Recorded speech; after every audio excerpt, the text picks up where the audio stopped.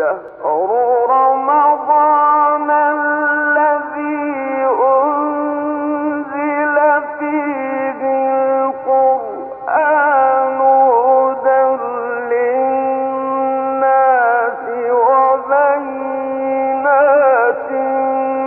من الهدى والفرقان. السلام علیکم ورحمۃ اللہ وبرکاتہ. بسم اللہ الرحمن الرحیم. الحمد للہ رب العالمین والعاقبۃ للمتقین والصلاة والسلام علی سید الانبیاء والمرسلین سیدنا و امامنا و نبینا محمد وعلی آلہ و اصحابہ ومن والائہ اجمعین. اما بعد. الحمدللہ اللہ رب العزت کے فضل و کرم سے آج ہمارا چوتھا پارہ ہے. رب یسر ولا تؤثر وتمم بالخیر. رب یسر ولا تؤثر وتمم بالخیر. رب یسر ولا تؤثر وتمم بالخیر. یا حی یا قیوم برحمتک استغیث. یا حی یا قیوم برحمتک استغیث. یا حی یا قیوم برحمتک نستغیث. رب زدنی علما. رب زدنی علما. رب زدنی علما. رب اشرح لی صدری ویسر لی امری واحلل عقدۃ من لسانی یفقہ قولی. آمین یا رب العالمین.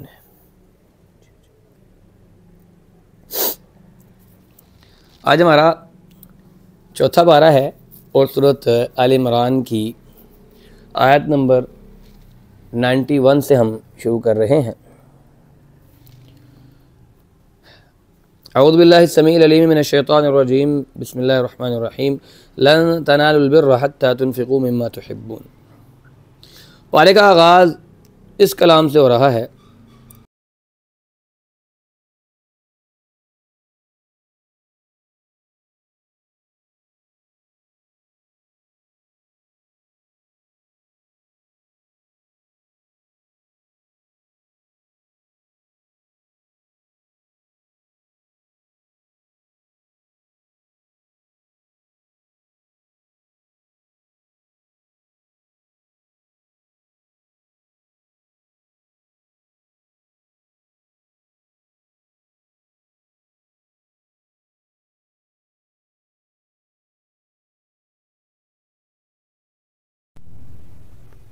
اور اس چیز کو اللہ کی راہ میں خرچ کیا جائے جو آپ کو محبوب ترین ہے.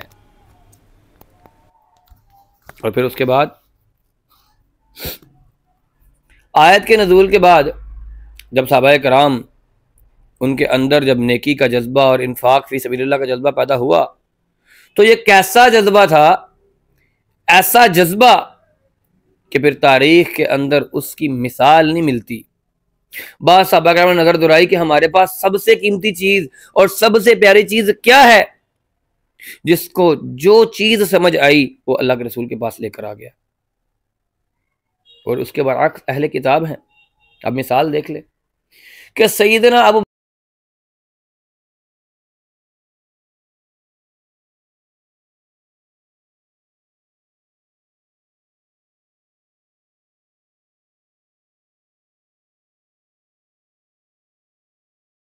اللہ اور اللہ کے رسول کا نام چھوڑ کے آیا ہوں اور کچھ بھی نہیں. سیدنا عمر فاروق سے پوچھا گیا کہ عمر آپ گھر میں کیا چھوڑ کے آئے ہیں؟ تو سیدنا عمر کیا فرماتے ہیں کہ گھر کا آدھا مال لے آیا ہوں. سیدنا عثمان رضی اللہ تعالی عنہ ذو النورین 700 گھوڑے اللہ کی راہ میں دے دیتے ہیں. آج کوئی شخص ذرا اس کا حساب لگا کر دیکھ لے, کسی کی حیثیت نہیں ہے کہ وہ 700 گھوڑا اللہ کی راہ میں دے دے. 300 اونٹ دیتے ہیں, کتنا ہی سونا دیتے ہیں. کیوں؟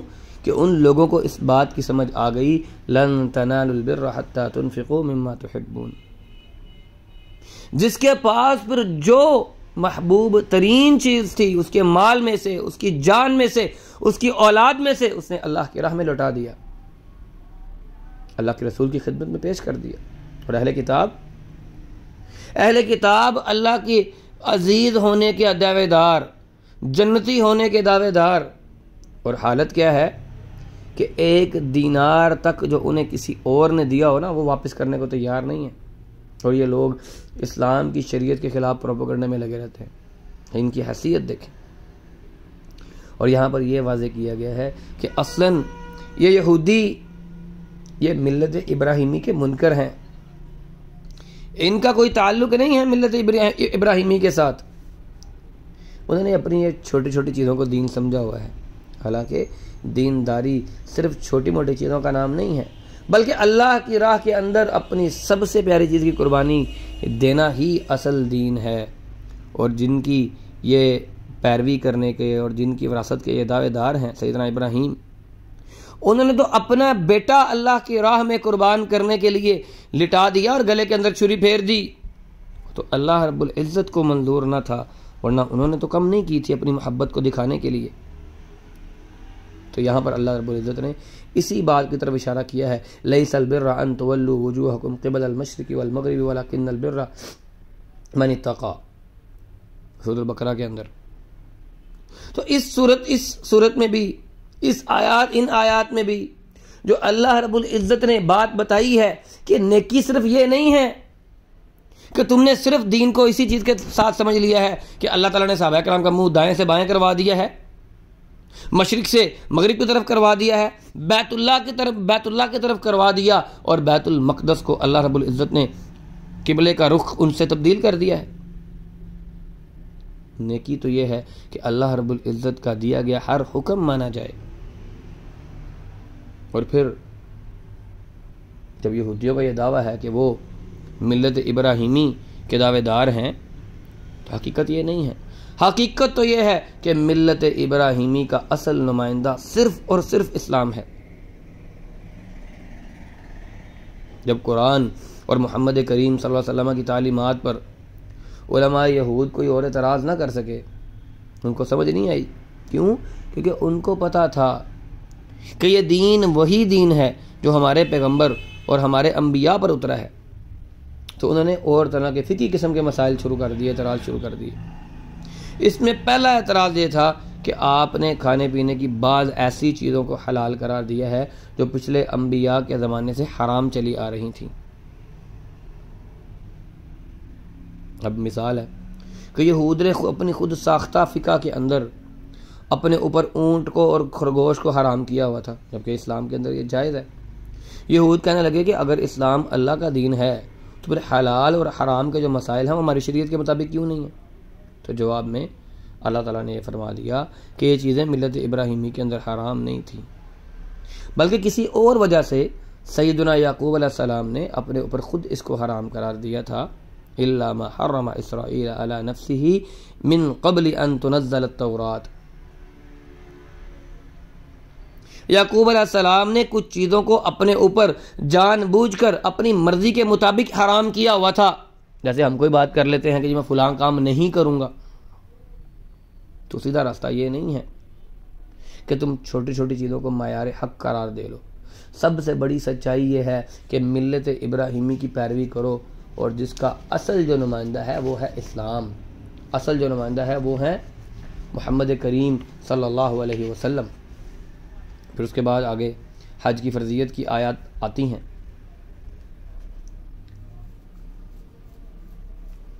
اللہ کے گھر کا حج کرنا ہر صاحب استطاعت پر فرض قرار دیا گیا ہے، اور جو شخص اپنے کفر کے باعث اس کی زیارت کو ترک کر دے گا، اللہ کو بھی اس کی پرواہ نہیں ہے۔ وَلِلَّهِ عَلَى النَّاسِ حِجُّ الْبَيْتِ مَنِ اسْتَطَاعَ إِلَيْهِ سَبِيلًا وَمَنْ كَفَرَ فَإِنَّ اللَّهَ غَنِيٌّ عَنِ الْعَالَمِينَ، لوگوں پر اللہ تعالیٰ کا یہ حق فرض ہے جو اس کے گھر تک پہنچنے کی استطاعت رکھتا ہے وہ اس کے گھر کا حج کریں، اور جو اس کے حکم کی پیروی سے انکار کرے تو اسے معلوم ہونا چاہیے کہ اللہ تعالیٰ تمام دنیا والوں سے بے نیاز ہے، اللہ کو فکر نہیں ہے کسی کی۔ تم اللہ کی فکر چھوڑ دو گے، تم اللہ کی فکر چھوڑ دو گے تو اللہ تمہاری فکر کیوں کرے گا؟ اللہ تعالیٰ تو بے نیاز ہے۔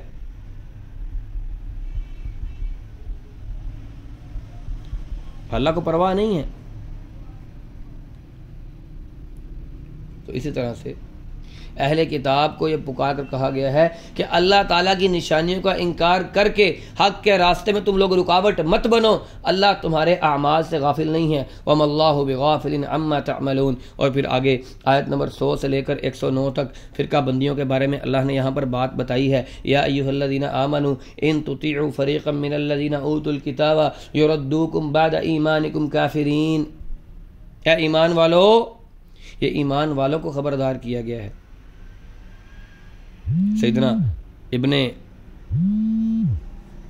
سیدنا ابن مسعود رضی اللہ تعالیٰ عنہ یہ بیان کرتے ہیں کہ جب قرآن کے اندر یا ایھا الذین آمنوا آ جائے تو بڑے غور سے وہ بات سنو۔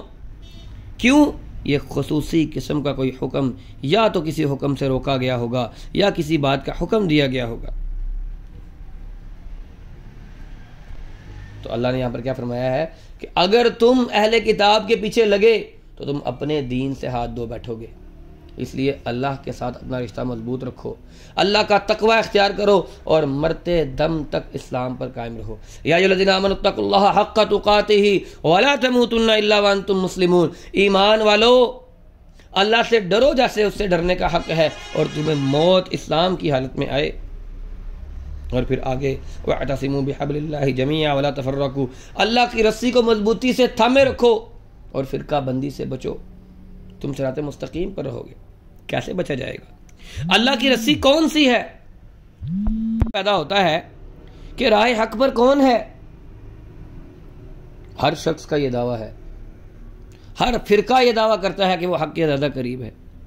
تو اس کا سب سے بڑا اور آسان طریقہ یہ ہے کہ ہر چیز کو، ہر حق والے کو، جو حق کا دعوے دار ہو، اس کی بات کو پرکھ لیں قرآن و سنت کے ساتھ۔ جس کی بات قرآن و سنت کے ساتھ ملتی ہوگی وہی بحبل اللہ کا مصداق ہے، ورنہ یہ اللہ کا احسان ہے اور یہ احسان کبھی نہیں بھولنا چاہیے کہ اس نے ہمیں اسلام جیسی دولت سے سرفراز کیا ہے، ورنہ ہماری باہمی عداوتوں کے باعث ہم تو جہنم کے کنارے پر کھڑے تھے۔ خود اللہ نے قرآن کے اندر کہا وَكُنْتُمْ عَلَى شَفَا حُفْرَةٍ مِّنَ النَّارِ فَأَنْقَذَكُم مِّنْهَا۔ اللہ نے یہ دین اسلام اس دنیا کے اندر بھیجا ہم لوگوں کو اس آگ سے بچانے کے لیے جس آگ کے کنارے پر ہم کھڑے تھے۔ اور پھر اس دین کی ہمیں قدر کرنی چاہیے، اس کی تبلیغ اور عمل بالمعروف و نہی عن المنکر کے لیے ایک مستقل جماعت ہونی چاہیے جو سیاسی اقتدار اور اختیار کی حامل بھی ہو، جو دنیا کے اوپر نظام حکومت، نظام خلافت قائم کرے۔ اگر اس کے بغیر ہم دنیا کے اندر چلتے رہے تو آخرت میں رسوائی کے علاوہ اور ہمیں کچھ نہیں ملنا۔ تلک آیت اللہ نتلوها علیک بالحق۔ اے نبی، جو کچھ آپ کو کہا جا رہا ہے یہ کوئی خالی کھلی دھمکی نہیں ہے، خالی کھلی باتیں نہیں ہیں، یہ اللہ کی آیات ہیں جو آپ کے اوپر بیان کی جا رہی ہیں حق کے ساتھ۔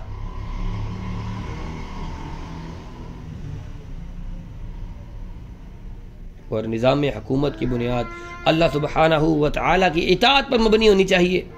کیوں؟ کیونکہ وہی ہے جو زمین و آسمان کا مالک ہے اور سارے معاملات اسی کی طرف لوٹتے ہیں۔ وَلِلَّهِ مَا فِي السَّمَاوَاتِ وَمَا فِي الْأَرْضِ وَإِلَى اللَّهِ تُرْجَعُ الْأُمُورُ۔ پھر اس کے بعد آیت نمبر 110 سے لے کر 120 تک یہ جو ہمارے کام ہے کرتوت، نہ اہل لوگوں کو حکومت دے دینا، اللہ نے یہاں پر بتایا ہے کہ اللہ نے کس طرح سے نہ اہل لوگوں سے امامت کا منصب لے کر اس امت کو دے دیا۔ کنتم خیر امت اخرجت للناس تأمرون بالمعروف وتنہون عن المنکر وتؤمنون باللہ۔ اوپر جو ہم پڑھتے چلتے آ رہے ہیں کہ اہل کتاب جس منصب امامت پر فائز تھے، سرفراز تھے، وہ ہر پہلو کے اندر وہ ناکام ہو گئے۔ اور سب سے بڑی بات، ان لوگوں نے لوگوں کو نیکی کا حکم دینا چھوڑ دیا، برائی سے انہوں نے لوگوں کو روکنا چھوڑ دیا، اللہ کے احکامات پر عمل کرنا چھوڑ دیا۔ ہر پہلو سے جب وہ نااہل ہو گئے تو پھر اللہ نے انہیں معزول کر دیا اور اللہ نے یہ امانت اس امت کو دے دی اور یہ امت اس کی اہل ہے اور ان کی جگہ پر اس امت کو کھڑا کرنے کا جو مقصد اللہ کا ہے کہ وہ ہے امر بالمعروف و نہی عن المنکر.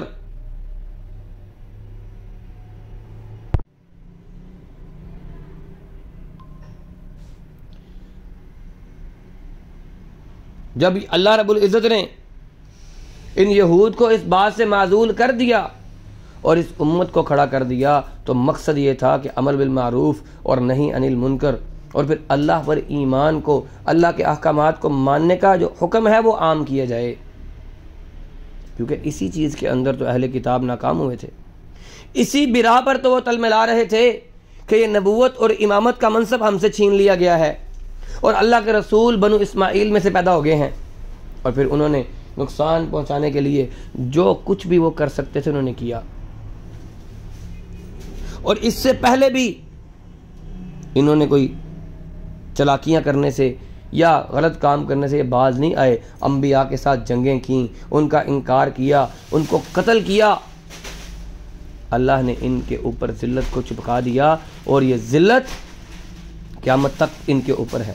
یہ مر مر کے جئیں گے اور جئیں گے بھی تو دوسرے کے سہاروں پر. اور اللہ رب العزت نے ہمیں یہ منع کر دیا ہے کہ ان سے دوستی نہیں رکھنا، کیونکہ ان کے دلوں میں تمہارے خلاف حسد اور بغض اور عداوت کے سوا کچھ بھی نہیں ہے. لیکن مسلمانوں کا اور اسلام کا یہ بال بھی بیکا نہیں کر سکتے. بڑے دعوے لے کر ان لوگوں نے ابھی دیکھ لیں پورا غزہ برباد کر دیا، لیکن ان کے عزم کو، ان کے توکل کو نہیں توڑ سکے. بلینز آف ڈالرز کا نقصان اپنا کر لیا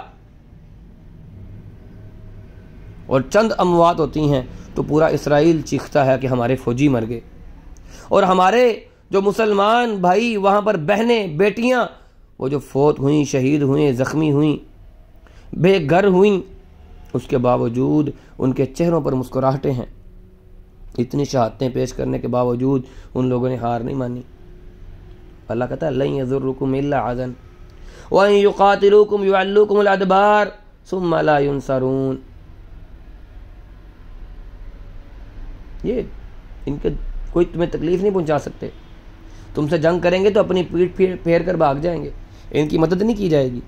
اور دیکھ لیں مدد مسلمانوں کے لیے موجود ہے، ان کی مدد نہیں کی جا رہی. آیت نمبر 121 سے لے کر 129 تک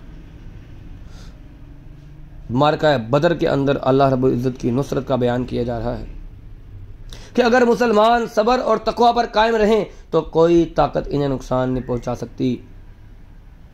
غزوہ احد کے موقع پر جو چھوٹی سی تکلیف پہنچی وہ اپنی کوتاہیوں کی وجہ سے پہنچی.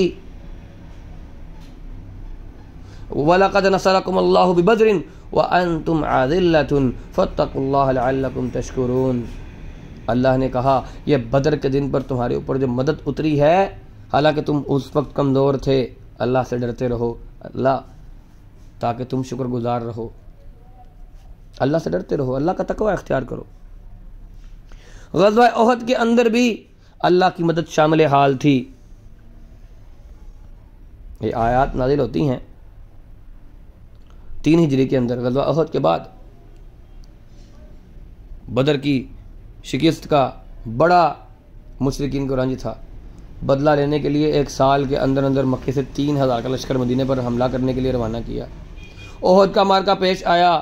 اس جنگ میں مسلمانوں نے کی جو تعداد تھی 1000 تھی، لیکن راستے میں عبداللہ بن ابی 300 منافقوں کو لے کر مدینے پلٹ آیا. عبداللہ بن ابی جب نکلا تو ظاہری بات ہے تعداد کم ہوئی، مسلمانوں کی ہمت پست ہوئی، مگر اللہ کے رسول نے یاد کروایا کہ ہم اپنے لشکر و سپاہ پر بھروسہ نہیں کرتے، ہمارا بھروسہ اور توکل تو اللہ پر ہے. اور بدر میں ایسا ہوا ہے کہ فرشتوں کے ذریعے اللہ نے تمہاری مدد فرمائی ہے، وہ اب بھی مدد کرنے پر قادر ہے. اور اللہ تعالیٰ نے اس حقیقت کو سمجھنے کے لیے مسلمانوں کے سینوں کو کھول دیا. ایک وقتی طور پر لہر آئی پھر ختم ہو گئی. اور جنگ احد میں اللہ کے رسول نے ایک تدبیر کی لیکن اطاعت نہ کی گئی. لوگ سمجھے اور بات کو مکمل نہ سمجھے، اس وجہ سے ایک وقتی طور پر تھوڑا سا مسئلہ پڑا، لیکن دشمن کی فوج اگر وہ اپنے آپ کو فتح یاب سمجھتے تو مدینہ پر چڑھائی کرتے، لیکن وہ مدینہ پر چڑھائی نہیں کی ان لوگوں نے، وہ مکہ چلے گئے واپس کہ ہم نے جتنا نقصان پہنچانا تھا پہنچا لیا ہے، کتنا ہی کافی ہے۔ پھر اس کے بعد آیات 130 سے لے کر 136 تک جہاد فی سبیل اللہ اور انفاق فی سبیل اللہ کا آپسی تعلق بیان کیا جا رہا ہے کہ جہاد یہ کامیابی کی بنیاد ہے، یہ اس امت کے اندر کامیابی کی کوہان ہے، اور یہ انفاق فی سبیل اللہ کے بغیر نہیں چل سکتی جب تک ہم اپنے مال اللہ کی راہ میں نہیں لگائیں گے، اللہ کے دین کی سربلندی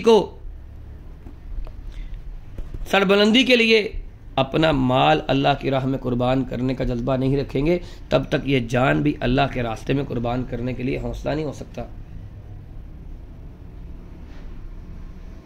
احد میں ہار کے بعد جو بددلی پیدا ہوئی، اس کو دور کرنے کے لیے بعض جو حکمتیں اور مصلحتیں واضح کی گئی ہیں یہاں پر، تاکہ جن مسلمانوں کے دلوں میں جو افسردگی پیدا ہوئی ہے، ان کے اندر اس سر نو انفاق فی سبیل اللہ اور جہاد فی سبیل اللہ کی حرارت کو پیدا کیا جائے۔ یا ایھا الذین آمنوا لا تأکلوا الربا اضعافا مضاعفا،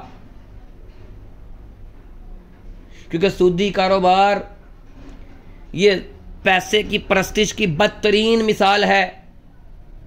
جو شخص اس جال میں پھنس گیا وہ دن رات اسی فکر میں رہے گا کہ اس کا مال دگنا ہو جائے، اس کا مال چگنا ہو جائے، اس میں دوڑتا رہے گا، اس کے اندر جنت اور مغفرت کی دوڑ نہیں آئے گی۔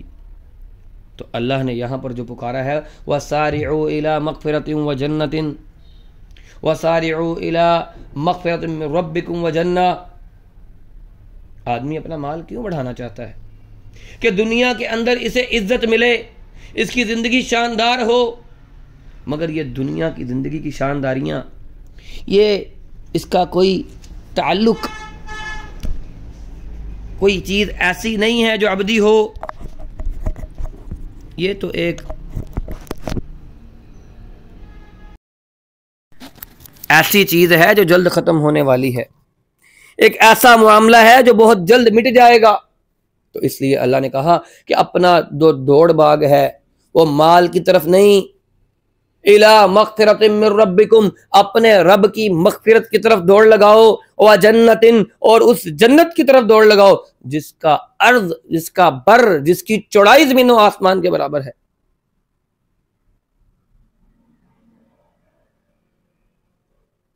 اور پھر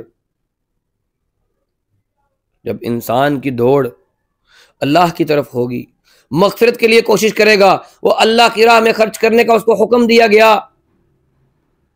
جو لوگ اللہ سے ڈرتے ہیں ان کے اندر احسان کا مزاج پیدا ہوتا ہے، یعنی وہ جو کام کریں ان کے رب کی نظر میں وہ زیادہ سے زیادہ پسندیدہ قرار پائے، ان کی کوشش یہ ہوتی ہے وہ آزاد زندگی کے بجائے اللہ کی پابندی والی زندگی گزارنے پر یقین رکھتے ہیں۔ وہ یہ نہیں کہتے میرا جسم میری مرضی، میرا جسم ہی نہیں ہے، میری مرضی کس بات کی ہے؟ یہ جسم، یہ روح، اس جسم کا ایک ایک عضو یہ اللہ رب العزت کی ملکیت ہے۔ کس نے کہا یہ جسم میرا ہے؟ میں نہ اپنی مرضی کے ساتھ پیدا ہوا، نہ میں اپنی مرضی سے مر سکتا ہوں، نہ مجھے کہاں پر دفن کیا جائے گا میں یہ بات سمجھتا ہوں، نہ مجھے پتا ہے مجھے دنیا کی زندگی سے نجات کب ملنی ہے، میں آخرت میں کس حال میں اٹھایا جاؤں گا، بعد میں اس جسم نے جنت میں جانا ہے یا جہنم میں جلنا ہے، کس بات کی مرضی میری؟ کس بات کا یہ دعویٰ کہ میرا جسم میری مرضی؟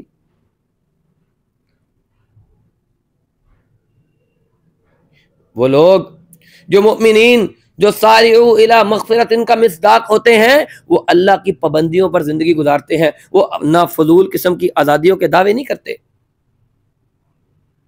وہ اللہ کی رضا کی خاطر اپنا مال خرچ کرتے ہیں۔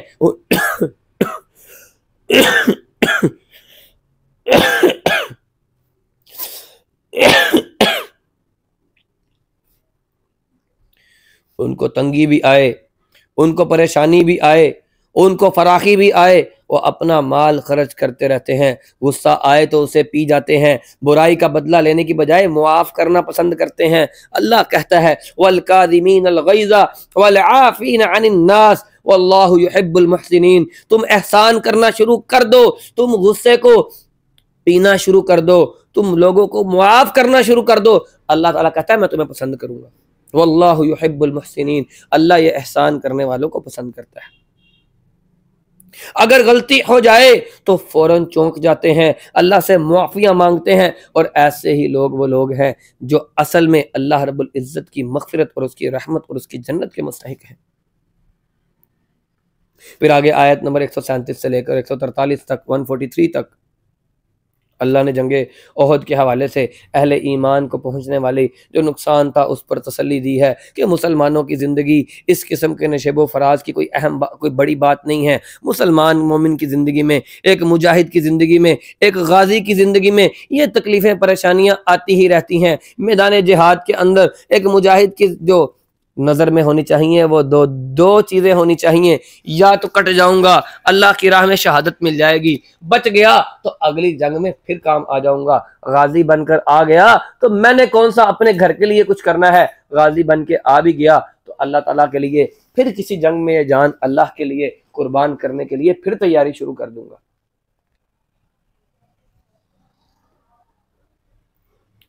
یہ نشیب و فراز آ جانا, یہ وقتی طور پر شکست ہو جانا, یہ کوئی بڑی بات نہیں ہے. اللہ نے یہاں پر تسلیاں دی مومنوں کو, مومنوں کے دل بندائے. وَلَا تَهِنُوا وَلَا تَحْزَنُوا وَأَنْتُمُ الْأَعْلَوْنَ إِن كُنتُم مُؤْمِنِينَ. تکلیف تو تمہیں پہنچی ہے, زخم تو تمہیں لگے ہیں, لیکن تمہارے دشمنوں کو بھی کوئی کم چوٹ نہیں لگی. ایک دن جیسے یہ دن ایک جیسے نہیں رہتے, ہم پھیر کر لاتے ہیں. وَتِلْكَ الْأَيَّامُ نُدَاوِلُهَا بَيْنَ النَّاسِ. یہ لوگوں کے اندر ہم دنوں کو پھیرتے رہتے ہیں. کبھی وقت کا پہیہ اوپر ہوتا ہے, کبھی وقت کا پہیہ نیچے ہوتا ہے. عروج کو زوال بھی تو ایک دن آنا ہے, دشمن کی قوت تو ایک دن ٹوٹنی ہے. آج تمہیں ہزیمت کا سامنا کرنا پڑا ہے, اللہ تعالیٰ نے تمہیں اعلیٰ اس دنیا کے اندر کرنا ہے. وَأَنْتُمُ الْأَعْلَوْنَ, تم مومن رہنا, تم اللہ پر ایمان رکھنا, اللہ تمہیں ایک دن بلند ضرور کرے گا. ام حسبتم ان تدخلوا الجنة ولما يعلم الله الذين جاهدوا منكم ويعلم الصابرين. اور تم تو وہ لوگ ہو جو جنت کے وارث ہو, اللہ تعالیٰ تمہیں اتنا تو آزمائے گا. اللہ کی یہ سنت ہے, اپنے بندوں کو آزماتا ہے. پتہ چلنا تو چاہیے نا کون ہے اللہ کی راہ میں جہاد کرنے والے, کون ہے اللہ کے راستے میں اپنی جانوں کو قربان کرنے والے, وہ کون ہے میدان کے اندر ڈٹ کر صبر کر کے اللہ کی طرف سے نصرت کا انتظار کرنے والے, وہ کون ہے جو کفار کی تلواروں کے آگے سر لگا دیں اور اسلام کو ذکر نہ پہنچنے دیں, اپنا سر کٹوا دیں. جب تک اللہ رب العزت یہ جان نہیں لے گا, اللہ امتحان نہیں لے گا, تب تک تم جنت کے وارث کیسے بن جاؤ گے. اور پھر آگے اللہ نے آیت نمبر 144 سے لے کر 148 تک جو جنگ احد کے اندر جو ذکر پہنچی, جو ہزیمت پہنچی, اس کی وجوہات کا بھی بتایا ہے کہ جنگ احد میں پہنچنے والے نقصان کا سبب پہلے منافقین بھی تھے, پھر بعد مسلمانوں کی غلط فہمی کی وجہ سے بھی نقصان تمہیں پہنچا ہے. اس لیے ضرورت اس بات کی ہے کہ جنگ کے حالات پر تفصیل سے تبصرہ کیا جائے, بتایا جائے, اس قسم کی کمزوریوں کی نشاندہی کی جائے کہ مثلا جو جبل رماتا پر تیر اندازوں کا دستہ لگایا تھا, انہیں اللہ کی رسول کی اطاعت کرنی چاہیے تھی, انہوں نے اطاعت کے اندر کوتاہی کی. جن کو ہر حال میں وہاں جمع رہنے کا حکم دیا تھا کہ فتح ہو یا شکست ہو تم نے یہ درہ چھوڑنا نہیں ہے, لیکن جب فتح ہو گئی تو مال غنیمت کو حاصل کرنے کے لیے وہ بھی نیچے آ گئے. یہ دستہ جن کے امیر عبداللہ بن جبیر رضی اللہ تعالیٰ عنہ تھے, چند صحابہ کرام تھے, وہ وہاں پر تنہا رہ گئے. کافروں نے وہاں پر حملہ کر کے ان کو شہید کر دیا. باقی سب اپنا مورچہ چھوڑا, میدان کے اندر آ گئے کہ اب تو فتح ہو گئی ہے, اب تو ہمارے لیے حکم ختم ہو گیا. پھر میدان کے اندر یہ افواہ پھیلا دی گئی کہ نبی کریم صلی اللہ علیہ وسلم کو نعوذ باللہ من ذالک شہید کر دیا گیا ہے. سیدنا عمیر رضی اللہ تعالیٰ عنہ شہید ہوئے, جس نے انہیں شہید کیا مصعب بن عمیر شہید ہوتے ہیں. وہ بندہ شور ڈال دیتا ہے کہ میں نے محمد صلی اللہ علیہ وسلم کو قتل کر دیا ہے, شہید کر دیا ہے, نعوذ باللہ من ذالک. لیکن ایسا ہوتا نہیں ہے. صحابہ کرام دل چھوڑ دیتے ہیں, کمزوری ان کے اندر پیدا ہو جاتی ہے. کچھ مدینے کی طرف منہ کر لیتے ہیں, کچھ بے خوفی سے مرنے مارنے پر تل جاتے ہیں, کچھ میدان کے اندر ڈھہ جاتے ہیں, کچھ کے دل بند ہو جاتے ہیں. صورتحال خطرناک ہو جاتی ہے، لیکن اللہ کے رسول وہاں کھڑے ہو کر پکارتے ہیں کہ میں یہاں ہوں۔ دشمن کے دشمن، دوست کے دوست دونوں جان لیتے ہیں کہ محمد کریم صلی اللہ علیہ وسلم ابھی زندہ ہیں، ابھی زندہ ہیں۔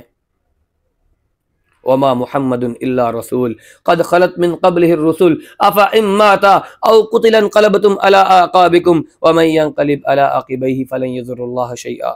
پہلے بھی بہت سے انبیاء آئے ہیں، ان کے ساتھی بھی شہید ہوئے، ان کو بھی ان حالات کا شکار ہوئے ہیں، محمد بھی ان جیسے رسول ہیں۔ اگر یہ دنیا سے چلے جائیں یا ان کو شہید کر دیا جائے تو کیا ہو جائے گا؟ ان کے ساتھیوں نے تو بزدلی کا مظاہرہ نہیں کیا، تم کیسے بزدلی اختیار کر سکتے ہو؟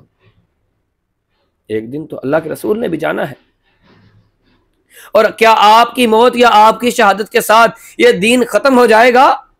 ایسا ہرگز نہیں ہے۔ یہ دین قیامت تک کے لیے آیا ہے اور یہ دین قیامت تک کے لیے رہے گا۔ اللہ کے رسول کی وفات سے یا اللہ کے رسول کی شہادت سے تو یہ دین ختم نہیں ہونے لگا، تو تم لوگ کس بات سے ڈر گئے؟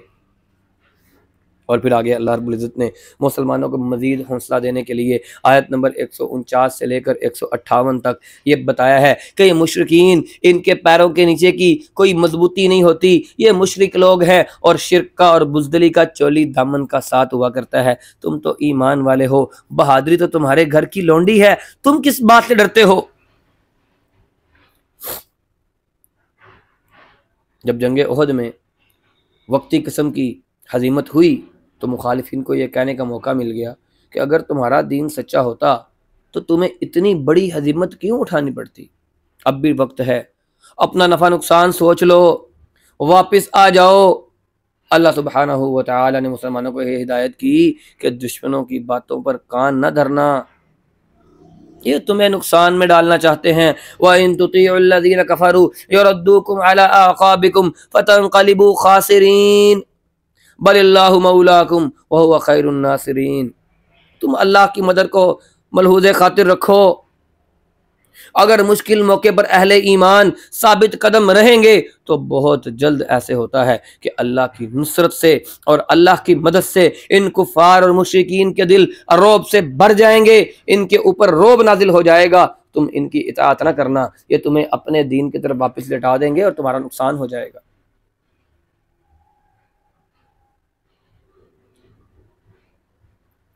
معرکہ بدر میں ہوا، مسلمان وقتی ہزیمت کا شکار ہوئے، مشرکین کو وقتی فتح ملی، لیکن اس کے باوجود مسلمان نارمل انداز میں واپس پلٹے اور مشرکین فوراً مکہ چلے گئے، انہوں نے مڑ کے بھی مدینے کی طرف نہیں دیکھا، بلکہ اللہ کے رسول نے اپنے جانثاروں کے ساتھ مشرکین کا پیچھا کیا اور الحمراء تک، حمراء الاسد تک پہنچے۔ اور جب کافروں نے دیکھا کہ اللہ کے رسول تو ہمارے پیچھے چل پڑے ہیں تو انہوں نے اپنی سپیڈ اور تیز کر لی اور مکہ جلدی پہنچ جائیں۔ جنگ احد میں مسلمانوں کی طرف سے جو غلطیاں، جو خطائیں ہو گئیں وہ انجانے میں ہوئیں، یا پھر اسلام بھی نیا نیا تھا اور اسی وجہ سے ان سے ہو گئیں، اللہ تعالیٰ نے معاف کر دیا۔ اور جن کو اللہ نے معاف کر دیا، یہ دنیا انہیں کسی طور بھی لعنت اور ملامت کا نشانہ بنائے، ہم یہ کسی طور قبول نہیں کرتے۔ جنگ احد میں 70 جانثاروں کی شہادت ایک بہت بڑا نقصان تھا، لیکن چونکہ منافقین کا سردار عبداللہ بن ابی وہ جب واپس ہو گیا، واپس پلٹ گیا، تو اس کی یہ حسرت تھی کہ یہ لوگ واپس نہیں آئیں گے، لیکن اللہ نے مسلمانوں کو واپس لایا اور عزت اور وقار کے ساتھ لایا۔ لیکن کیونکہ انہوں نے یہ رائے دی تھی، ان منافقوں نے، ان خبیثوں نے یہ رائے دی تھی کہ مدینہ کے اندر رہ کر لڑا جائے، اب انہیں یہ کہنے کا موقع مل گیا کہ مسلمان اگر ہماری بات مان لیتے، باہر میدان کے اندر جا کر نہ لڑتے تو اتنا نقصان نہ ہوتا۔ تو اللہ تعالیٰ نے ان کے مسلمانوں کے دلوں سے یہ وسوسہ نکالنے کے لیے ان کا رد فرمایا اور فرما دیا کہ زندگی اور موت تو اللہ کے ہاتھ میں ہے، سب نے مرنا ہے، جو اللہ کی راہ میں مرتے ہیں وہ تو اللہ کی مغفرتوں کے مستحق ہوتے ہیں۔ وَلَا إِن قُتِلْتُمْ فِي سَبِيلِ اللَّهِ أَوْ مُتُّمْ لَمَغْفِرَةٌ مِّنَ اللَّهِ وَرَحْمَةٌ خَيْرٌ مِّمَّا يَجْمَعُونَ۔ جو کچھ بھی تم جمع کر لو، جمع کرتے کرتے بھی تم نے ایک دن مرنا ہی ہے۔ جو اللہ کی راہ میں مارا گیا، جو اللہ کی راہ میں شہید ہو گیا، اس کے لیے تو مغفرت ہے، اس کے لیے ہی تو رحمتیں ہیں۔ پھر آگے اللہ رب العزت نے آیت نمبر 159 سے لے کر 164 تک یہ بتایا ہے کہ نبی مکرم صلی اللہ علیہ وسلم کی بعثت بہت بڑی رحمت ہے۔ معرکہ احد میں بہت نقصان ہوا، لیکن مسلمانوں کی تربیت کے لیے یہ پہلو بھی زیر بحث آیا کہ خود نبی کریم صلی اللہ علیہ وسلم کی جو ان کا تدبر تھا، جو ان کے حوصلے کے مظاہرے تھے، میدان کے اندر کھڑے ہو کر اللہ کے نبی صلی اللہ علیہ وسلم نے بڑی اونچی آواز میں پکارا، ہزیمت مل رہی تھی، لوگ جان کے در پہ تھے، مارنے کے لیے کفار سر پر چڑھے ہوئے تھے، اپنے ساتھی سارے کے سارے بکھر چکے تھے، اس کے باوجود محمد کریم صلی اللہ علیہ وسلم نے بڑی زور سے آواز دی کہ میں یہاں ہوں، میں موجود ہوں، میں زندہ ہوں، تاکہ مسلمان واپس اکٹھے ہو جائیں۔ اور مسلمان واپس اکٹھے ہوئے اور کفار کو پیچھے ہٹنا پڑا۔ اللہ کے رسول کی موجودگی بہت بڑی رحمت ہے۔ وَلَقَدْ مَنَّ اللَّهُ عَلَى الْمُؤْمِنِينَ إِذْ بَعَثَ فِيهِمْ رَسُولًا مِّنْ أَنفُسِهِمْ۔ اللہ رب العزت کا یہ بہت بڑا احسان ہے مومنین کے اوپر۔ یہ احسان ہے کہ اللہ نے ان کے اندر رسول بھیجا ہے اور انہی میں سے بھیجا ہے۔ اور پھر اس مقام پر اللہ رب العزت نے اسلامی جماعت کے سربراہ کی خصوصیات کو بیان کیا ہے۔ اللہ کے رسول کی ذات بابرکت کے حوالے سے قیادت کے چند اصول بیان کیے ہیں کہ قائد حوصلہ مند ہونا چاہیے، مدبر ہونا چاہیے، اپنے ساتھیوں کے حق میں بردبار اور نرم خو اور نرم دل اور عفو درگزر سے کام لینے والا ہونا چاہیے، ان کی کوتاہیوں پر استغفار کرنے والا، ان کی کوتاہیوں کو خود معاف کرنے والا ہونا چاہیے، ان سے معاملات کے اندر مشورہ لینے والا ہونا چاہیے، اور پھر اللہ پر توکل کرنے والا، اللہ کو حامی اور ناصر سمجھنے والا، خیانت نہ کرنے والا اور اللہ کی رضا میں راضی رہنے والا ہونا چاہیے۔ اپنے کارکنوں سے ایسا سلوک کرے کہ وہ اسے اپنا سمجھیں، اپنے میں سے سمجھیں، اور وہ اپنے ساتھیوں کو قرآن بھی سکھائے، ان کا تزکیہ بھی کرے، ان کو پاک بھی کرے، انہیں مسائل اور حکمت بھی سکھائے۔ اور اگر جماعت کے کسی کارکن سے غلطی کوتاہی ہو جائے، وہ غلطی کتنی ہی بڑی کیوں نہ ہو، اگر وہ امیر شر پسند نہیں ہو، اگر وہ شر پسندی نہیں ہے، وہ غداری نہیں ہے، تو قابل معافی ہے۔ سربراہ کو چاہیے کہ ایسی ہر غلطی کو بلا کر انہیں احساس تک نہ ہونے دے کہ ان سے کوئی غلطی ہوئی ہے، بلکہ ان سے ہر قومی معاملے کے اندر مشورہ کرتا رہے۔ اور کارکنوں کو بھی یہ چاہیے کہ وہ اپنی جماعت کے امیر کے بارے میں حسن ظن رکھے، اور اگر خواہ مخواہ کی کوئی بدخواہی پیدا ہو تو اپنے امیر کے ساتھ اس حوالے سے بات کر لیں۔ سب سے بڑی کمی، سب سے بڑی کمزوری جو اسلامی ممالک کے اندر آ گئی، وہ وجہ ہے یہی، ہم گھر بیٹھ کر اپنے حکمرانوں کو گالیاں نکالتے ہیں۔ ہم کیا کہتے ہیں؟ ہمارے حکمران تو ہیں ہی چور، کہتے ہیں کہ نہیں کہتے؟ کہتے ہیں۔ کبھی کسی نے اپنے حکمرانوں کے لیے یہ دعا کی ہو کہ اللہ ان کو ہدایت دے دے؟ اپنی تنگیوں، اپنی پریشانیوں کے باعث 2 رکعت نفل پڑھ کے اللہ کے حضور یہ دعا کی ہو، اللہ ہمارے معاشرے کے اندر امن قائم کر دے، اللہ ہمارے اوپر جو حکمران تو نے مسلط کیے ہیں، اللہ انہیں ہدایت دے دے۔ ہمیں حکمران چاہیے عمر جیسا، پر ابن عمر بننے کی ہماری حیثیت نہیں ہے۔ ہمیں حکمران چاہیے، ہمیں چاہیے تو اسلامی شریعت، لیکن اپنا بیٹا چوری کر لے تو کون باپ یہ کہے گا جو محمد کریم صلی اللہ علیہ وسلم نے کہی کہ میں محمد کی بیٹی فاطمہ بھی چوری کرتی تو میں اس کا بھی ہاتھ کاٹنے کا حکم دیتا۔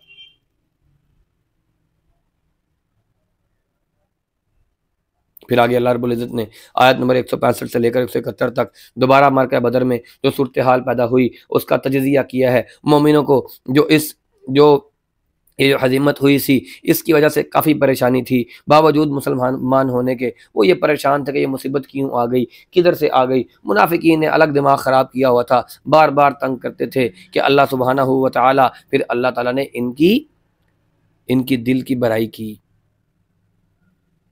اولما اصبتم مصیبت قد اصبتم مثلیہا، وہ تم نے بدر کے اندر کفار کے 70 آدمیوں کو قتل کیا تھا، 70 کو تم نے قیدی بنا لیا تھا، تم کس بات کی ٹینشن میں ہو؟ اگر ایک بار ہزیمت پہنچ گئی تو پریشان کیوں ہوتے ہو؟ مارکہ بدر میں تم تک جو مصیبتیں پہنچی ہیں نبی کریم صلی اللہ علیہ وسلم کی نافرمانی اور تمہاری کوتاہی کی وجہ سے آئی ہے۔ قلتم ان ھذا قل ہوا من عند انفسکم، تم پوچھتے ہو تم تک یہ کیوں آیا؟ تمہاری وجہ سے آیا۔ اور پھر یہ مارکہ اس لیے پیش آیا کہ اللہ تم میں سے منافقوں کو اور مسلمانوں کو الگ الگ کرنا چاہتا تھا۔ وَلِيَعْلَمَ الْمُؤْمِنِينَ وَلِيَعْلَمَ الَّذِينَ نَافَقُوا، اللہ چاہتے تھے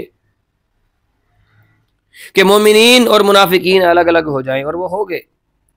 اور پھر آگے اللہ رب العزت نے ایک بہت بڑا اصول اور قانون وضع کر دیا کہ اللہ کی راہ میں قتل ہو جانے والا، وہ شہید ہو جانے والا، وہ مردہ نہیں ہے۔ جنگ احد میں شہید ہو جانے والوں کے بارے میں منافقین بڑی زبان درازیاں کرتے تھے کہ زندگیاں ضائع ہو گئیں، جوانیاں ضائع ہو گئیں، وہ کہاں کہاں مارے گئے۔ اللہ نے کہا نہیں، وہ مارے تو گئے ہی نہیں۔ یستبشرون بنعمت من اللہ وفضل وان اللہ لا یضیع اجر المؤمنین، یہ بندے میری راہ میں میرے دین کی سربلندی کے لیے، میرا انکار کرنے والے کفار کے خلاف لڑنے کے لیے آئے تھے۔ اگر میری راہ میں مارے گئے ہیں، شہید ہو گئے ہیں، تو ان کو مردہ نہ کہو، یہ تو میرے ہاں موجود ہیں، میری نعمتوں کے اندر ان کو خوشخبریاں مل چکی ہیں۔ اللہ اپنے مومن بندوں کا اجر ضائع نہیں کرتا۔ کون کہتا ہے ان کی زندگیاں ضائع ہو گئیں؟ پھر آگے جو زخمی مسلمان تھے، وہ بہادر اور وہ وفا شعار مسلمان تھے، ان کے بارے میں اللہ رب العزت نے آیت نمبر 179 سے لے کر 172 سے لے کر 179 تک بات بیان کی ہے کہ جب مشرکین احد میں جب بھاگ کھڑے ہوئے تو نبی کریم صلی اللہ علیہ وسلم نے اپنے ساتھیوں سے مشورہ کیا کہ اگر ان کا تعاقب نہ کیا گیا تو یہ دوبارہ ہم پر حملہ کر سکتے ہیں۔ ٹھیک ہے ہم اس وقت پھنڈر ہوئے پڑے ہیں، ٹھیک ہے کہ ہمیں ذک پہنچی ہے، ٹھیک ہے ہمیں چوٹ لگی ہے، لیکن بہتر یہ ہے کہ ان کا پیچھا کیا جائے تاکہ یہ ہم پر حملہ نہ کر سکیں۔ ان حالات میں وہ کہ مسلمان شکست کی وجہ سے ذہنی طور پر اور جسمانی زخموں کی وجہ سے چور چور تھے، لیکن اپنے قائد کے حکم کی وجہ سے، اپنے امیر کے حکم کی وجہ سے، اپنے جرنیل کے حکم کی وجہ سے، اپنے نبی کے حکم کی وجہ سے فوری طور پر سفر پر آمادہ ہو گئے۔ اللہ سبحانہ و تعالی نے ان کی تحسین فرمائی۔ جن لوگوں نے زخم کھانے کے بعد بھی اللہ اور اس کے رسول کی پکار پر لبیک کہا، اللہ ایسے نیکوکاروں کا اجر اللہ کے ہاں بہت بڑا ہے۔ الذین استجابوا للہ ورسولہ من بعد ما اصابهم القرح للذین احسنوا منهم واتقوا اجر عظیم، کہ وہ لوگ جنہوں نے پھر بھی اللہ اور اللہ کے رسول کی پکار پر لبیک کہا، اللہ کے رسول کے حکم کے پیچھے چل پڑے حالانکہ انہیں تکلیف پہنچی تھی، اللہ کے ہاں ان کا اجر بہت بڑا ہے۔ اتنی دیر میں مشرکین کو احساس ہو گیا تھا، لیکن مشورہ کرنے کے باوجود بھی حملہ کرنے کی غرض سے واپس منہ مدینے کی طرف نہیں کیا۔ سوچا تو انہوں نے تھا، انہوں نے یہ سوچا کہ ہم تو جیتے ہیں، ہم کیوں واپس جا رہے ہیں، ہمیں چاہیے کہ ہم مدینہ کی طرف چڑھائی کریں۔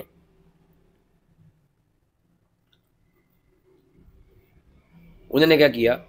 قبیلہ عبد القیس میں سے ایک تجارتی قافلہ جو مدینے جا رہا تھا، اسے کچھ کافروں نے کچھ پیسے دیے اور اسے آمادہ کر لیا کہ مدینہ پہنچ کر ایسی خبریں پھیلائیں کہ وہ لوگ کہ مکہ والے واپس مدینہ پر اٹیک کرنے کے لیے آ رہے ہیں کہ مسلمان ڈر جائیں۔ جب انہوں نے مدینہ پہنچ کر یہ کہنا شروع کیا کہ ہم نے دیکھ کر آئے ہیں مکہ والے ایک بھاری لشکر جمع کر رہے ہیں، مگر مسلمانوں کا توکل علی اللہ تھا، کافروں کی سازش ناکام ہو گئی۔ اللہ کے رسول ان کی سوچ سے پہلے ان کو آگاہ کیے بغیر ان تک پہنچ چکے تھے، اپنے زخمی ساتھیوں کے سمیت 8 میل دور تک کا سفر کر چکے تھے اور حمراء الاسد تک پہنچ گئے۔ جب آپ کے اقدام کی خبر کفار کو ملی تو پھر وہ دوڑے جلدی سے کہ بس اب نکلیں، ہم مکہ پہنچ جائیں۔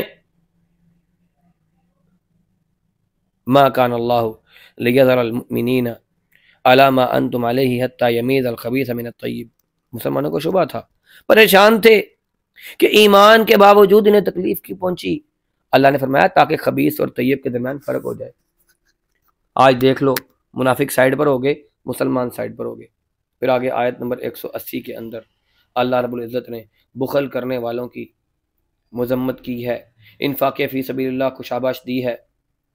جب بھی کوئی تحریک کامیاب ہوتی ہے نا، تو کامیاب اس لیے ہوتی ہے کہ اس کے کارکن اپنا مال خرچ کرتے ہیں، اور کسی بھی تحریک کو کامیاب کرنے کے لیے اس کی جو ریڑھ کی ہڈی ہوا کرتی ہے وہ لوگوں کا مال ہوا کرتا ہے۔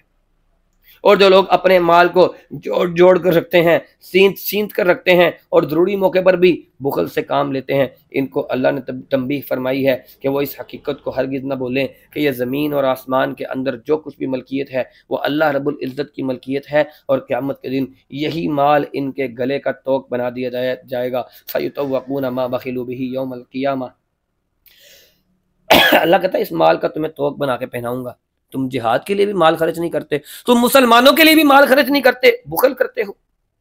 اور پھر آخر کے اندر اللہ تعالیٰ نے آخر کار یہود و نصارہ کے جرم بیان کرنے کے بعد آیت نمبر 181 سے لے کر 189 تک یہودیوں کے اوپر فرد جرم عائد کر دی ہے۔ یہود کے یہ امراض، یہ بخل، یہ حق کی تکذیب، یہ بہانہ تراشیاں، یہ موت سے فرار، اہل ایمان کو اذى رسانی، اللہ کے ساتھ کیے گئے عہد کی خلاف ورزی اور جھوٹی قسم کی دینداری کی شہرت، ان کا ذکر کرنے کے بعد، ان کی خصلتوں سے ایمان والوں کو تنبیہ کرنے کے بعد کہ تمہارے اندر یہ چیزیں نہیں آنی چاہیے، قرآن کریم میں اللہ رب العزت نے اللہ کی راہ میں مال خرچ کرنے کی ترغیب دیتے ہوئے اسے قرض قرار دیا کہ یہ اللہ کی طرف تمہارا قرض ہے۔ اور اس پر بھی ان منافقین نے مذاق اڑایا کہ دیکھو اللہ فقیر ہو گیا ہے، وہ تو ہم سے قرض مانگ رہا ہے۔ اللہ کہتا ہے ہم نے سنا ہے، لَقَدْ سَمِعَ اللَّهُ قَوْلَ الَّذِينَ قَالُوا إِنَّ اللَّهَ فَقِيرٌ وَنَحْنُ أَغْنِيَاءُ سَنَكْتُبُ مَا قَالُوا وَقَتْلَهُمُ الْأَنْبِيَاءَ بِغَيْرِ حَقٍّ۔ اللہ کہتا ہے ہم نے ان کے اس گستاخانہ قول کو لکھ لیا ہے، بڑے اچھے سے اس بات کو سن لیا ہے۔ یہ کہتے ہیں ان کے جرائم کچھ پہلے بھی کم نہیں تھے، انبیاء کا قتل کرنا ان کا کبیح جرم ہے، ہم نے ان کے کھاتے میں یہ سب کچھ لکھ دیا ہے۔ آج انہوں نے حد قائم کر دی ہے یہ کہہ کر کہ ان اللہ فقیر ونحن اغنیاء۔ یہ لوگ بھول چکے ہیں کہ ان کا انجام موت ہے، اس کے بعد ساری صورتحال بدل جائے گی، موت تمام جھوٹے سہاروں کو ختم کر دے گی، اور آخرت میں حقیقی کامیابی جہنم سے بچ کر داخل ہونا جنت کے اندر ہے۔ فمن زحزح عن النار وادخل الجنۃ فقد فاز۔ تو جن لوگوں نے اللہ کو فقیر کہہ دیا ہے، انبیاء کی تکذیب کی ہے، مومنوں کو نقصان پہنچایا ہے، آخرت کے اندر انہیں کس قسم کی کامیابی ملے گی؟ یہود سے یہ عہد لیا گیا تھا کہ وہ دیانتداری کے ساتھ کتاب پر عمل کریں گے، اس کی تعلیمات کو ہرگز نہیں چھپائیں گے، مگر انہوں نے اس کتاب کو پس پشت ڈال دیا، بس دینداری کا زعم قائم رکھا۔ یہ جھوٹی داڑیاں، یہ بڑے بڑے جبے کبے اور محرابیں، جھوٹی شہرت کو پسند کیا۔ یہ لوگ دردناک عذاب کے حقدار ہیں، اور ان کے لیے وہ عذاب تیار ہے۔ وَيُحِبُّونَ أَن يُحْمَدُوا بِمَا لَمْ يَفْعَلُوا فَلَا تَحْسَبَنَّهُمْ بِمَفَازَةٍ مِّنَ الْعَذَابِ وَلَهُمْ عَذَابٌ أَلِيمٌ۔ اللہ کہتا ہے ان کو یہ چاہتے ہیں کہ جھوٹی طور پر ان کی تعریفیں ہوتی رہیں، جو یہ کرتے بھی نہیں ہیں وہ بھی ان کو کامیابیاں ملتی رہیں، ان کے لیے بڑا دردناک قسم کا عذاب میں نے رکھا ہوا ہے۔ پھر آگے صورت کا اختتام ہوتا ہے آیت نمبر 190 سے لے کر 200 تک، وَلِلَّهِ مُلْكُ السَّمَاوَاتِ وَالْأَرْضِ وَاللَّهُ عَلَى كُلِّ شَيْءٍ قَدِيرٌ إِنَّ فِي خَلْقِ السَّمَاوَاتِ وَالْأَرْضِ وَاخْتِلَافِ اللَّيْلِ وَالنَّهَارِ لَآيَاتٍ لِأُولِي الْأَلْبَابِ۔ آسمان و زمین کی پیدائش، دن رات کا عدل بدل ہونا، یہ عقل مندوں کے لیے نشانیاں ہیں، جو اللہ کا ذکر کرتے ہیں کھڑے ہو کر اور بیٹھ کر اور لیٹ کر بھی۔ بار بار سوال آتا ہے، برسبیل تذکرات ذکر کرتے جاتے ہیں، بھی لیٹ کے قرآن پڑھ سکتے ہیں، لیٹ کے ذکر کر سکتے ہیں۔ اللہ رب العزت نے یہاں پر فرما دیا ہے کہ وہ مومنین وہ اللہ کا ذکر کرتے ہیں قیاما وقعودا وعلی جنوبہم، کھڑے ہو کر، لیٹ کر اور بیٹھ کر۔ تو کوئی بندہ قرآن پڑھنا چاہے لیٹ کر بھی تو پڑھ سکتا ہے، گستاخی کے فتوے نہ لگایا کریں۔ اور پھر دعائیں کرنی چاہیے اللہ کی، جو اللہ رب العزت نے کائنات کے اندر چیزیں پیدا کی ہیں اس پر غور و فکر کرتے رہنا چاہیے۔ اے ہمارے رب، تو نے یہ بے فائدہ تو نہیں بنائی، اللہ تو پاک ہے، ہمیں آگ کے عذاب سے بچا لے، اللہ تو ہمارا رب ہے، ہمیں پالنے والا ہے، اللہ تو جسے جہنم میں ڈالے گا اسے یقیناً تو نے رسوا کر دیا، اللہ ظالموں کا تیرے سوا ظالموں کا کوئی مددگار نہیں ہے۔ اے ہمارے رب، ہم نے پکارنے والے کی پکار کو سنا، وہ ایمان کی طرف بلا رہا تھا۔ اے ہمارے رب، ہم کہ اپنے رب پر ایمان لے آؤ۔ اے اللہ ہم ایمان لے آئے۔ اے رب ہمیں تو ہمارے گناہوں کو معاف فرما دے، ہماری برائیاں ہم سے دور کر دے، ہماری موت نیک لوگوں کے ساتھ کر دے۔ اے ہمارے پالنے والے، ہمیں وہ دے دے جس کا تو نے ہم سے وعدہ کیا ہے، اپنے رسولوں سے وعدہ کیا ہے۔ ہمارے رب ہمیں قیامت کا دن رسوا نہ کرنا، اور یقیناً تو وعدہ کی خلافی نہیں کرتا۔ اللہ نے ان کی دعاؤں کو قبول کر لیا۔ اللہ کہتا تم میں سے کسی کا کام میں ضائع نہیں کروں گا، تم میں سے وہ خواہ وہ مرد ہو یا عورت ہو، آپس میں ایک دوسرے کے ہم جنس ہو۔ اس لیے وہ لوگ جنہوں نے ہجرت کی، اپنے گھروں سے وہ لوگ نکال دیے گئے جنہیں میری راہ میں ایذا پہنچائی گئی، جنہوں نے جہاد کیا اور وہ شہید ہو گئے، میں ضرور ان کی برائیوں کو ختم کر کے انہیں اپنی جنتوں میں لے جاؤں گا جس کے نیچے نہریں بہہ رہی ہیں، اور یہ ہے وہ ثواب جو اللہ رب العزت کی طرف سے ہے، اور یہ بہترین اور پاک ثواب ہے۔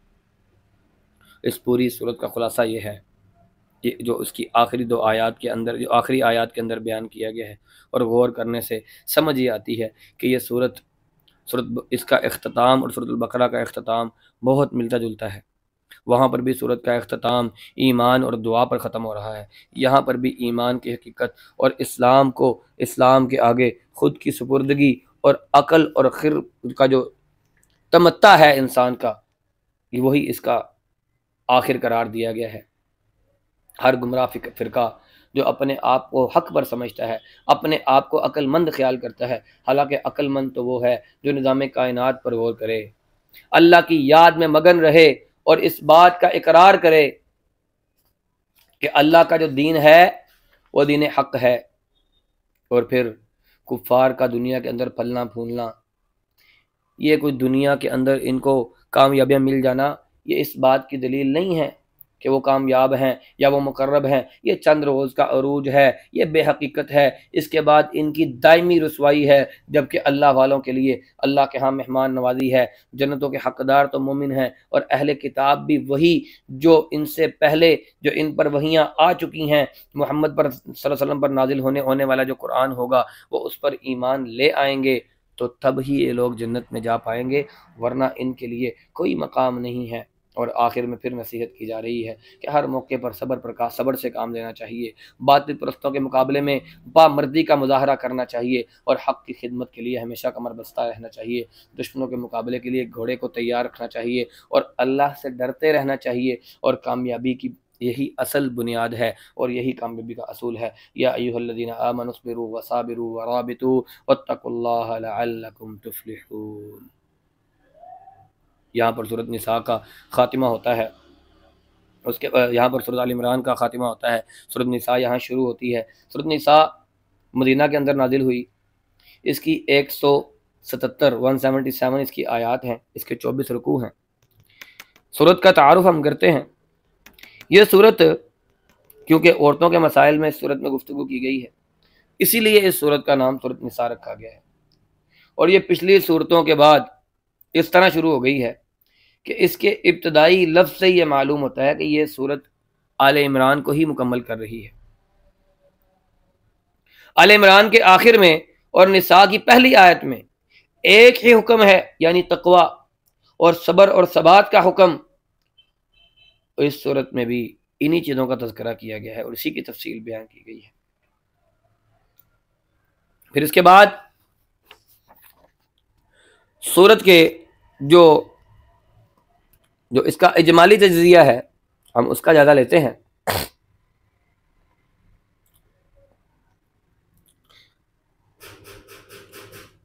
تقویٰ کی اہمیت کو بیان کیا گیا ہے، اور یہ بتایا گیا ہے کہ اللہ رحمان اور رحم کے جو بنائے گئے رشتے ہیں ان کا حق بغیر تقویٰ کے ادا نہیں ہو سکتا۔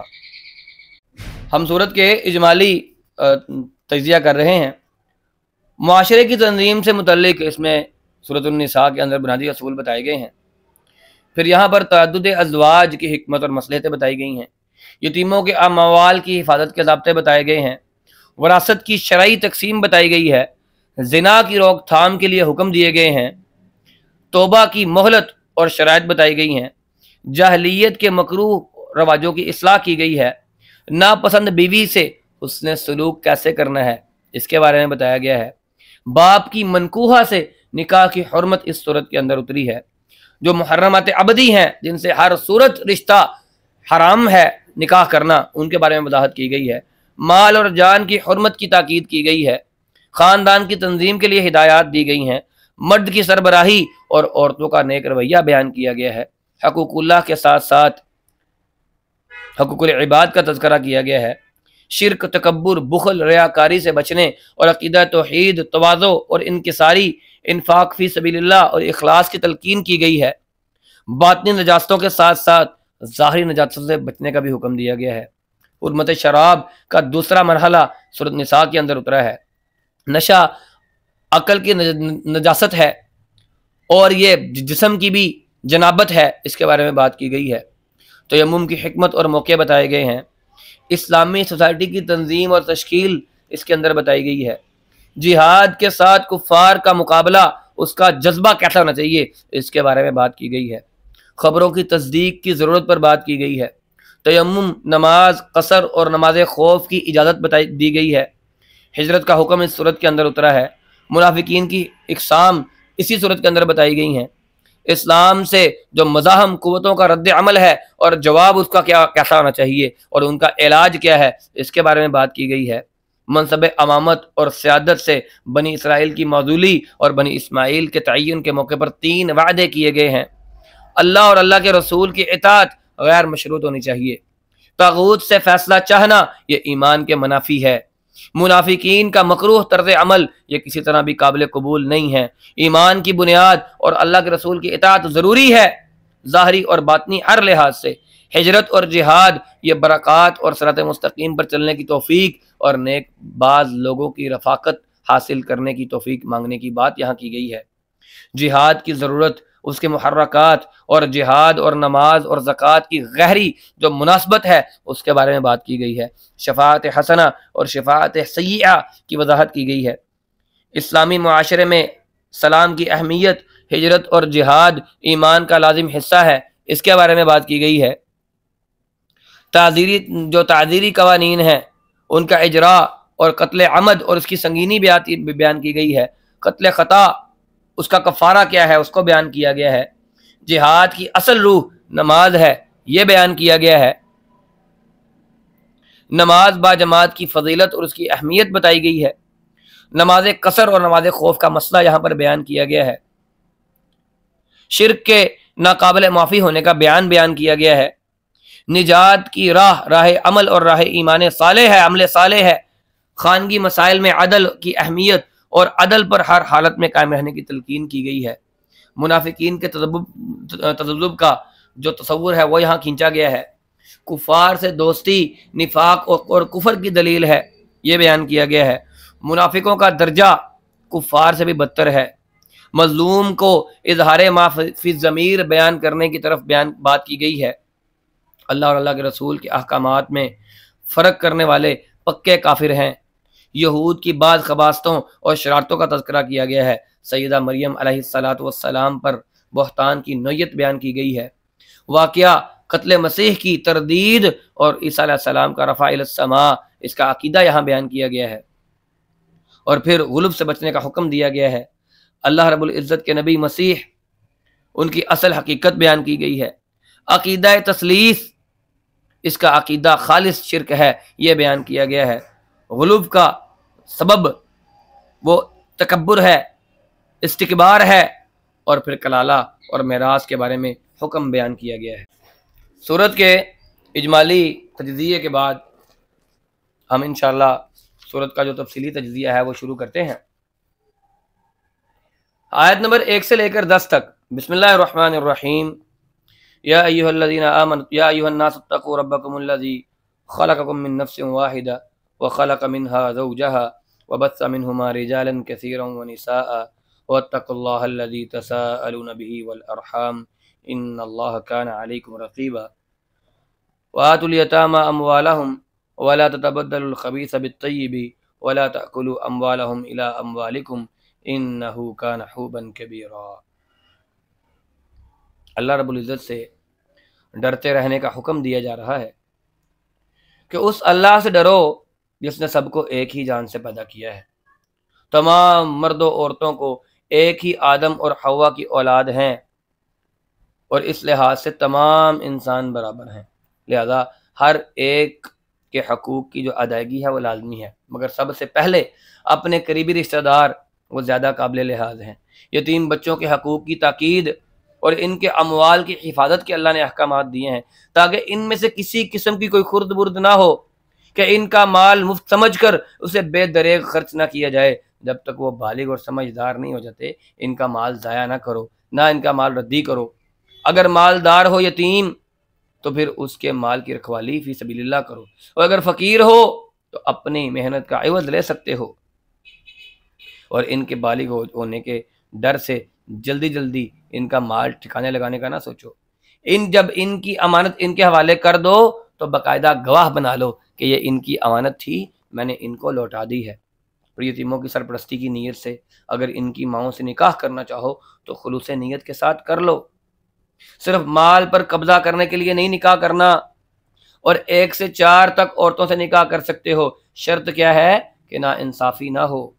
اگر نا انصافی کا ڈر ہو تو پھر 1 بیوی کافی ہے۔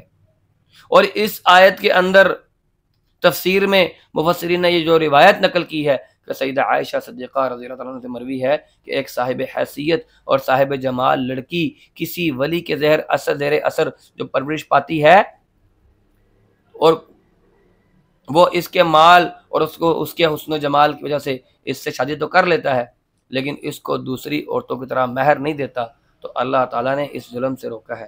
اگر تم گھر کی یتیم بچیوں کے ساتھ انصاف نہیں کر سکتے تو تم ان کے ساتھ نکاح مت کرو۔ تمہارے لیے دوسری عورتوں کے ساتھ نکاح کا رستہ کھلا ہے۔ تم یتیم سے نکاح کرتے ہو پھر اس کے ساتھ ظلم کرتے ہو، اللہ نے اس کی اجازت نہیں دی۔ اور پھر اللہ رب العزت نے حق مہر کے بارے میں کہا ہے کہ حق مہر ادا کرو، اگر عورتیں خود چھوڑ دیں تو ان کی مرضی ہے، لیکن تم ادا کرو۔ ہمارے ہاں کیا ہوتا ہے، حق مہر بیوی سے معاف کروا لیا، بھی معاف کرنے والی کیا بات ہے؟ اللہ رب العزت نے اسے یہ حق دیا ہے اور تم معاف کروا رہے ہو، اس کی مرضی کو تمہیں دینا چاہے دے دے۔ پھر آگے اس صورت کے اندر آیت نمبر 7 سے لے کر 10 تک میراث کے 5 قوانین بیان کیے گئے ہیں۔ نمبر 1، میراث میں مرد و عورت دونوں کا حصہ ہے۔ نمبر 2، میراث بہرحال تقسیم ہونی چاہیے، خواہ اس کی مقدار کتنی ہی زیادہ ہو یا کتنی ہی کم ہو۔ قانون وراثت ہر قسم کے اموال اور املاک جو منقولہ اور غیر منقولہ ہو، وہ اس کی جائیداد پر اس کا حد جاری ہوگا اور وہ تقسیم ہوگی۔ نمبر 4، میراث کی تقسیم مرنے والے کی موت کے بعد کی جائے گی۔ زندگی کے اندر تقسیم کرنے کے لیے میراث نہیں ہوتی، وہ ہبہ ہوتی ہے اور اس میں اولاد برابر کی حصہ دار ہوتی ہے۔ نمبر 5، قریبی رشتہ داروں کی موجودگی میں دور کے رشتہ دار میراث کے حقدار نہیں ہوں گے۔ اگر بیٹا موجود ہے تو بھتیجے کو میراث نہیں مل سکتی، بیٹے کو ملے گی، یہ بات ذہن میں رہے۔ اس کے بعد آیت نمبر 9 اور 10 میں دوبارہ یتیم کے مال کی حفاظت کے لیے ہدایات دی گئی ہیں اور کھانے والوں کو واضح کیا گیا ہے کہ اپنے پیٹ میں وہ آگ بھر رہے ہیں، انما یاکلون فی بطونہم نارا، اپنے پیٹ میں آگ بھر رہے ہیں جو یتیم کا مال کھاتے ہیں۔ پھر تقسیم میراث کے کچھ اصول بیان کیے گئے ہیں جو کہ آیت نمبر 11 سے لے کر 14 تک کچھ مسائل ہیں، وہ ہم آپ کے سامنے رکھتے ہیں۔ نمبر 1، مرد کا حصہ عورت سے دگنا ہوگا۔ نمبر 2، ورثاء میں نرینہ اولاد کی بجائے اگر لڑکیاں ہی لڑکیاں ہیں، خواہ وہ 2 ہوں یا 2 سے زائد ہوں، تو ان میں کل مال کا 2/3 تقسیم ہوگا اور باقی تیسرا حصہ جو دیگر ورثاء ہیں ان میں تقسیم ہوگا۔ نمبر 3، اگر میت کا صرف ایک لڑکا ہے تو دوسرے وارثوں کی غیر موجودگی میں وہ کل مال کا وارث ہوگا۔ اگر دوسرے وارث موجود ہیں تو پھر ان کے حصے نکال کر باقی سارے مال کا وارث ہوگا۔ نمبر 4، اگر میت صاحب اولاد ہے اور اس کے والدین بھی زندہ ہیں تو ان میں سے ہر ایک کو کل مال کا 6واں حصہ ملے گا اور 2/3 میں دوسرے ورثاء شریک ہوں گے۔ نمبر 5، ماں باپ کے سوا اگر کوئی اور وارث نہ ہو تو 2/3 باپ کو ملے گا، ورنہ 2/3 میں باپ اور دوسرے شریک شامل ہوں گے۔ نمبر 6، بہن بھائی ہونے کی صورت میں مال کا 1/3 کی بجائے 6واں حصہ کر دیا گیا ہے ماں کا۔ اگر بہن بھائی موجود ہوں تو ایک ماں کا جو ہے وہ 6واں حصہ کر دیا گیا ہے۔ اسی طرح ماں کے حصے میں سے جو چھٹا حصہ کم کیا گیا ہے وہ باپ کے حصے میں آئے گا، کیونکہ اس صورت میں باپ کی ذمہ داریاں بڑھ جاتی ہیں۔ اور یہ بھی یاد رہے کہ میت کے والدین زندہ ہوں تو بہن بھائیوں کو حصہ نہیں ملتا۔ پھر اس کے بعد یہ حصے وصیت اور قرض کی ادائیگی کے بعد نکالے جائیں گے۔ وصیت کو قرض پر اس لیے مقدم کیا گیا ہے کہ ہر مرنے والے کے لیے مقروض ہونا ضروری نہیں ہے، جب وصیت تو بالعموم ہو جاتی ہے، اور وصیت کل مال کی کرنا جائز نہیں ہے۔ زیادہ سے زیادہ اپنے ورثاء کی موجودگی میں 1/3 مال کی وصیت کی جا سکتی ہے، اور اپنی اولاد کو فقیر نہیں کیا جائے گا۔ وصیت کے اندر بھی انصاف کرنے کا حکم دیا گیا ہے، اور یہ فرمایا ہے کہ کسی کی محبت میں آ کر دوسرے کے ساتھ زیادتی نہیں کرنی چاہیے۔ تمہیں کیا معلوم ہے کہ کون تمہارے لیے انجام میں بہتر ہے۔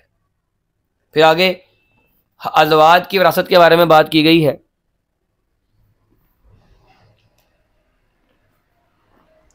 خاوند کا حصہ بیوی سے پہلے بتایا گیا ہے، اس کی وجہ ہے مرد کی افضلیت۔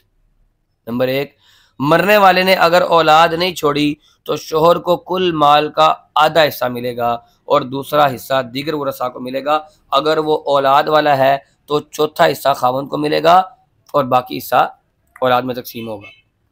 اگر خاوند بے اولاد فوت ہوا تو بیوی ایک ہو یا زیادہ ہو، کل مال کا چوتھا حصہ ان بیویوں کو ملے گا، اور یہ حصہ سب بیویوں پر تقسیم ہوگا برابر کے اعتبار سے۔ بقیہ مال دیگر ورثاء میں تقسیم ہوگا، اور اگر خاوند کی اولاد ہو تو بیویوں کو 8واں حصہ ملے گا۔ پھر آگے کلالہ کے بارے میں بات کی گئی ہے، اس کی وراثت کیا ہوگی۔ کلالہ سے مراد وہ آدمی ہے جو بے اولاد مرا اور اس کے ماں باپ بھی زندہ نہیں ہیں، تو صرف ایک بھائی یا ایک ماں شریک بہن اس نے چھوڑی ہو تو اس میں سے ہر ایک کو اس کا چھٹا حصہ ملے گا، اور اگر بہن بھائی سے ایک سے زیادہ ہوں تو کل ترکہ کا ایک حصہ جو ہوگا 1/3 حصہ، اور سب اس کے شریک ہوں گے۔ اور پھر آگے اللہ نے فرمایا ہے جو حصے اللہ نے مقرر کر دیے ہیں ان میں کمی بیشی کرنا یہ جرم ہے، اللہ کے حدود کی پامالی ہے، لہذا اس سے بچنا یہ ضروری ہے۔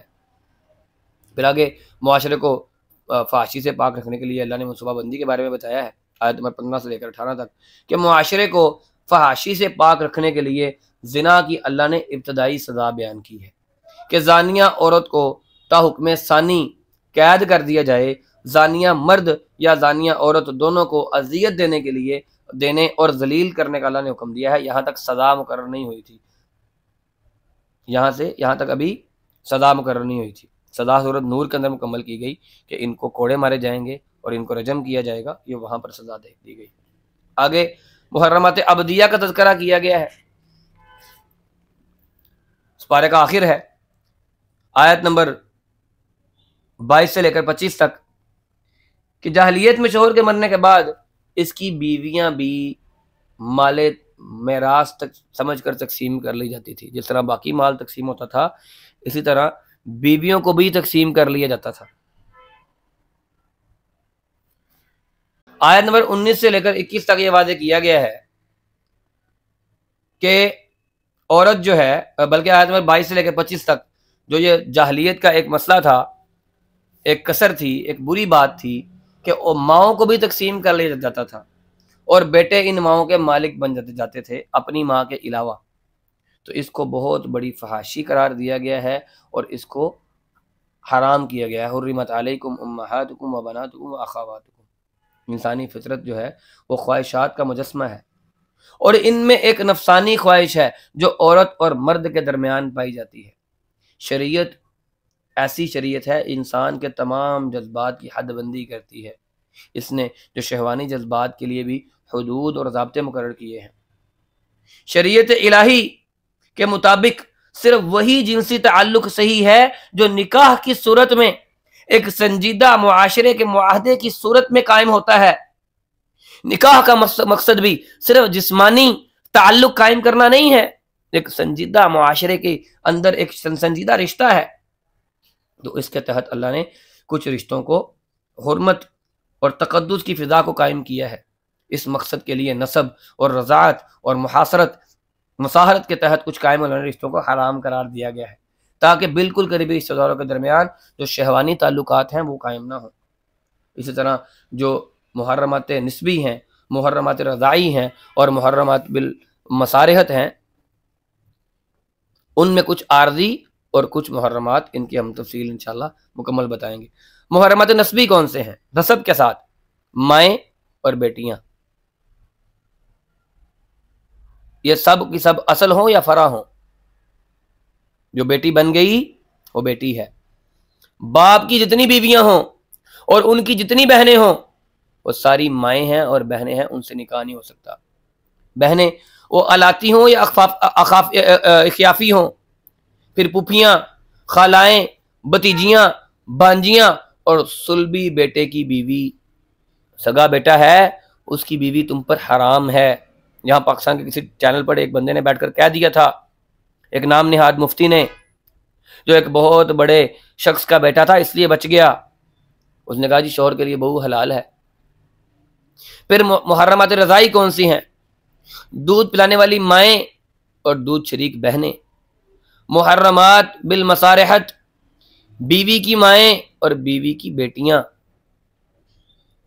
کسی سے نکاح کیا ہے وہ بیوہ ہے، اس کی بیٹیاں موجود ہیں، آپ نے ماں سے نکاح کر لیا، اب اس کی بیٹیاں بھی تم پر حرام ہیں۔ پھر محرمات عارضی، جو کسی اور کے نکاح میں ہوں وہ تم پر حرام ہیں، بیوی کی موجودگی میں اس کی بہن تم پر حرام ہے، بیوی کی موجودگی میں اس کی خالہ تم پر حرام ہے۔ تو یہ اللہ رب العزت نے کچھ یہاں پر رشتوں کے بارے میں بات کی ہے۔ آگے انشاءاللہ 5ویں پارے کے اندر پھر مستقل زیادہ اس میں تفصیل آئے گی انشاءاللہ العزیز، وہ ہم کل کے سبق میں دیکھیں گے۔ اللہ تعالی ہمیں صحیح معنوں کے اندر قرآن کو سمجھنے کی توفیق عطا فرمائے۔ وآخر دعوانا ان الحمد